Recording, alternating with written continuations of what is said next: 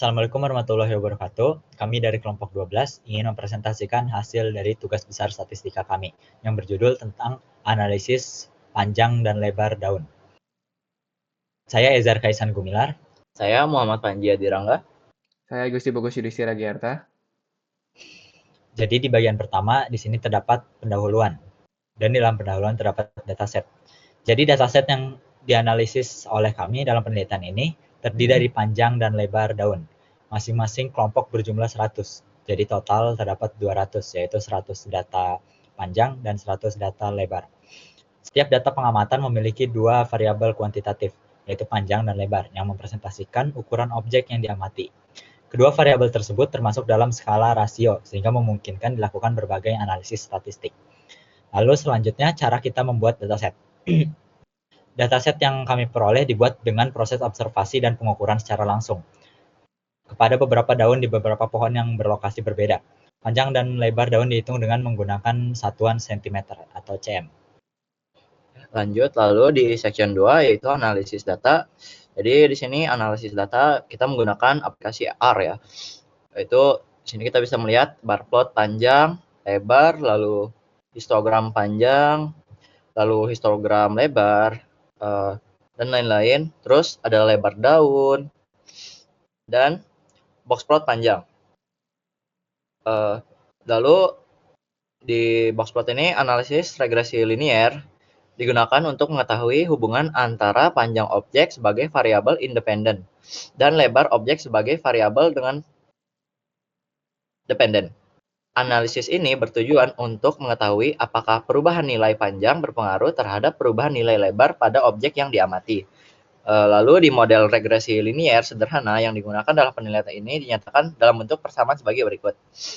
Di sini kita bisa lihat Y sama dengan A tambah BXY sama dengan A tambah BXY sama dengan A tambah BX. Dengan keterangan seperti yang sudah tertera. Jadi berdasarkan hasil analisis ini diperoleh nilai koefisien regresi B bernilai positif yang menunjukkan adanya hubungan searah antara panjang dan lebar objek. Hal ini berarti bahwa semakin besar nilai panjang objek, maka nilai lebarnya cenderung meningkat. Hasil ini menunjukkan bahwa variabel panjang dapat digunakan sebagai variabel penjelas dan dalam memprediksi lebar objek. Lalu di analisis explanatory data multidimensi dilakukan untuk memperoleh pemahaman yang lebih mendalam mengenai pola hubungan antar variabel dalam dataset. Jadi pada data penelitian ini, analisis dilakukan dengan memvisualisasikan hubungan antara panjang dan lebar menggunakan grafik scatter plot. Lalu di grafik scatter plot menunjukkan bahwa titik-titik data cenderung membentuk pola meningkat dari kiri ke kanan. Jadi pola ini mengindikasikan adanya hubungan linear positif antara panjang dan lebar.